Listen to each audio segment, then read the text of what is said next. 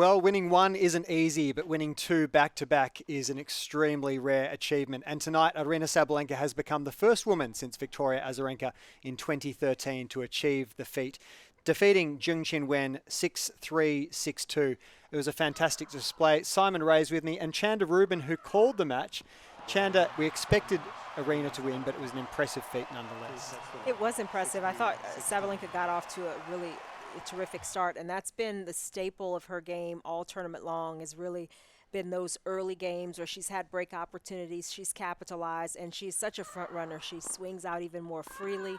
That was evident in the final tonight, and really just showed the experience and the confidence that she's been playing with. Well, I think absolutely it's a great point. The way Sabalenka started the contest, really stamped her mark on the final right from the get-go, and played so well from in front, as Chanda's described. We're a little worried about the Zheng second serve going in, and so it played out. 38% of second serve points won on her service game. Her speed just a fraction down based on her previous 6 matches, and I personally felt like she probably had to take some chances on her second serve tonight to try to trouble Aryna Sabalenka, who we knew was going to come at her from a return position perspective. And then that's such a contrast when you look down the other end, because Aryna Sabalenka, with her biomechanics on serve and what a wonderful service motion it is, 67% of first serves landed and then wins 84% of those points. So it's a dominant serving display from Sabalenka on her first serve, and just some fragilities, or enough of an opening for Aryna Sabalenka to take advantage of the fragilities on the Zheng second serve. Yeah, I think it was tough from the start for Zheng, because she didn't start off holding serve, and that's kind of a must against a player who is serving as big as Sabalenka is, who's not giving a lot of free points, who's getting a lot of unreturnables. And look, you go into a match, you never know where your opponent's going to start at the beginning of the match, how well they'll be playing. Well, Sabalenka came out and she let it be known. I'm here. I'm going to play my best game. I'm not going to give you any quarter. And I think that put more pressure on Zheng's serve. And you could see at times she was trying to ride that balance between going for her serves, which has been a staple all tournament. She's gotten a lot of free points. She's gotten a lot of aces. But I think she knew she needed to get a lot of first serves in. So early on, she took a little bit off, and Sabalenka would spank those returns, and then she'd try to go for it a little more. And it's just tough to find that balance when in real time you are under pressure constantly on what is your best shot and the shot that usually sets up your ground stroke game. So it was tough for Zheng in those different areas that were super important right at the start of the match. Yeah, I think it's a good point. And then we spoke about the contrast in serve, which then inevitably leads into some different numbers from a returner serve perspective. So Sabalenka targets the Zheng forehand a bunch tonight in terms of serving at the Zheng forehand. Zheng makes 55% of her forehand returns for the night. Sabalenka, a little more error-prone, I think it's fair to say, on forehand side than backhand side, typically on the return. She makes 75%. So there's a 20% gap right there in terms of the reliability, the repeatability, the consistency of the forehand returns of the two players. Yeah, I think it was tough for Zheng when you consider the strengths of her game, when you consider, okay, movement-wise, it's probably about even. So who can out-duel, who can out-hit the other? Sabalenka, she hits a little bit bigger from the ground. She hits a little bit bigger on serve. Okay, where are the areas that Zheng could really exploit? And I think on the forehand-to-forehand battle, Zheng didn't quite feel as confident. You know, she tried to go down the line early. That didn't work because it opened up the backhand court and she couldn't close off that much space. There were times she tried to go deep, and I thought that was really her best chance because she did it consistently against the pace, against the depth, against the lower trajectory of Sabalenka's shots. And Zheng is constantly hitting up. She's got nice height over the net, but it kind of worked against her in this matchup between returns and these ground stroke rallies. Yeah, and I think you marry all of that up with, as Chanda's pointed out, the fast start that Sabalenka makes, and it becomes, well, not an impossible task, but a nigh on impossible task for Zheng to try to narrow that gap after Sabalenka's so quick out of the blocks and the firepower that she possesses. Ultimately, too good and such a deserving champion. Okay, so where to next for these two players? Sabalenka claims her second major title from 3 attempts. A lot of people saw the semi-final against Coco as more of the final. But someone like Zheng, are we expecting to see her reach the last 4, maybe finals in future? What do you reckon? I think she absolutely can reach more big finals, more major finals. I think there are some aspects of her game she's got to work on a little bit and maybe technically kind of shore up a couple of areas. She's got some big take-backs on her ground strokes, particularly on the forehand side. That was exploited a little bit tonight. The serve, can she get her second serve just a little more consistent? Your first serve really is only as good as your second, especially against some of the better returners. So I think those are areas for growth. But, she's just 21 years of age. These are the first big moments she's having at majors, her first quarterfinal at the U.S. Open this past season, now her first final.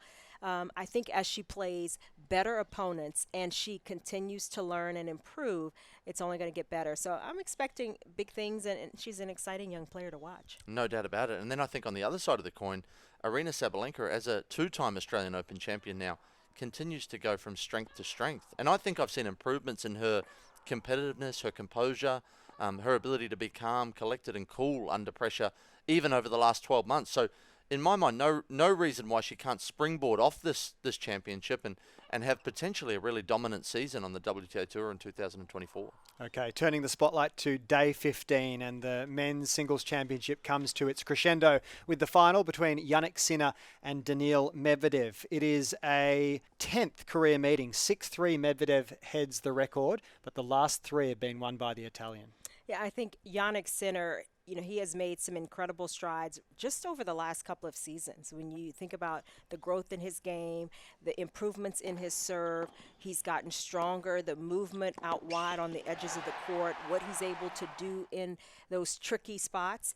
He's still able to produce winners and turn the tables and go from defense to offense. His abilities at the net, I think those are the things that will give him the best chance against Medvedev on these courts. We've seen how well Medvedev covers the court. We've seen how well he moves, how well he defends, how he can get those extra balls back against Zverev. That kind of helped him turn that match around, just the constant pressure he's able to put on opponents. But I think Sinner will be able to have the answers if he's calm, if he can settle into that match as quickly as possible, and if he can serve well. I mean, that was a huge key against Djokovic. How do you not allow Djokovic any looks on your serve games? Ridiculous. I mean, it was crazy stuff. So if he can play that kind of tennis, he's got an excellent chance against Medvedev. Okay, Razor, give me the reasons why Sinner can win tomorrow. Well, I think the reasons why Sinner can win tomorrow, we'll go through both maybe, and you can, depending on which side of the coin appeals to you, you can choose who you want to tip or who you're going to side with tomorrow night in the final. Sinner can win tomorrow because, as you pointed out, John, he's won the last three meetings of the head-to-head between these two. So might have lost the first six, but he's coming with a real run of momentum at the right time in terms of dominating the last three. He's got a significantly more fierce forehand than Daniil Medvedev does. He's up about 10 k's an hour on Daniil and 800 revs in terms of speed and spin. So you don't often see that. Typically, if you're higher than your opponent on speed, you're nearly always more compromised on spin.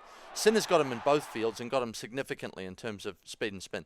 And then furthermore, that's also the case on backhand side. Wow. So he's hitting his backhand about 10 k's an hour harder on average and another 800 revs heavier or more jump or lift off the court on backhand side. He's the number 2 rated under pressure performer on the tour over the last 12 months. He's number 1 in break points saved. I want you to remember that because there's a little contrast coming up when we get over to Daniil in a second. Number 1 in break points saved. And then Chanda mentions some of the little wrinkles that Darren Cahill's maybe added or the team around him have added. So the ability to serve and volley, which I think can be a factor given Daniil's so far back in the court at times.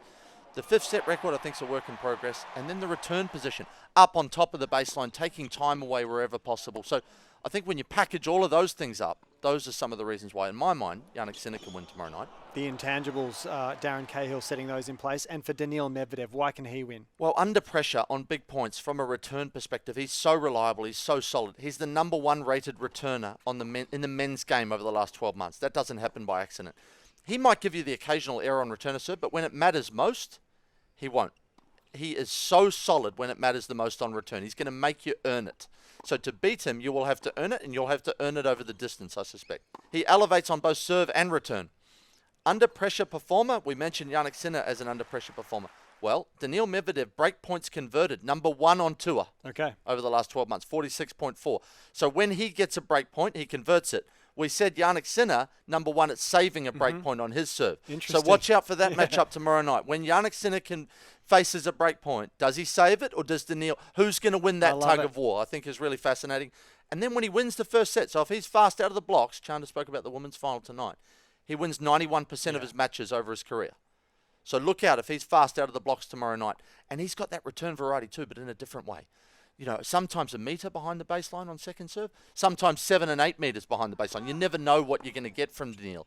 So the variety and maybe some of the gamesmanship and doing everything he can to keep his opponent off balance. I think that's what Daniil brings to the court tomorrow night. Yeah, I think it's the unexpected nature of his game sometimes. And you look at his game and it seems pretty straightforward, but it's a little quirky as well, Medvedev. The way he produces his shots, the different looks he is willing to give opponents. He talked about standing way back and kind of explained how that materialized in his game. Then the very next match, he moved in and stood further in. It's funny. Just to throw you off, just to put a little something in your Kool-Aid and make you think about it. And I think that is a bit of what can kind of upset the apple cart for Sinner, and also the sustained pressure that Medvedev can apply, can put on his opponents, especially you talked about it, on returns and just getting those extra returns back, getting them in difficult positions. He is one of those guys that, you know, he's got kind of the Gumby arms and wrist motion, and he can get the ball to dip in some crazy ways, and I think that could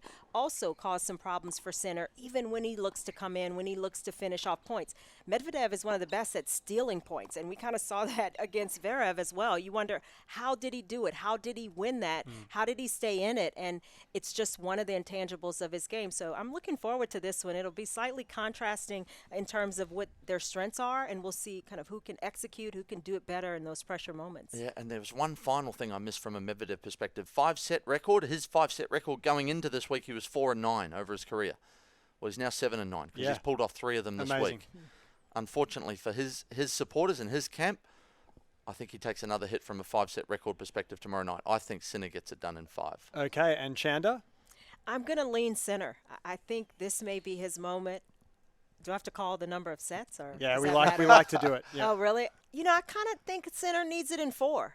I don't know. I don't know about 5 sets, but I think Sinner, I think he needs it in 4, but I think this could be his moment. Well, let's see what Medvedev can put into his Kool-Aid and see if he can mix things up a bit. Love the Gumby reference too. Nice little throwback. That's what we've got to look forward to on day 15 of the Australian Open. First time I've ever had to say that. To hear this episode in full, just search The AO Show wherever you get your podcasts.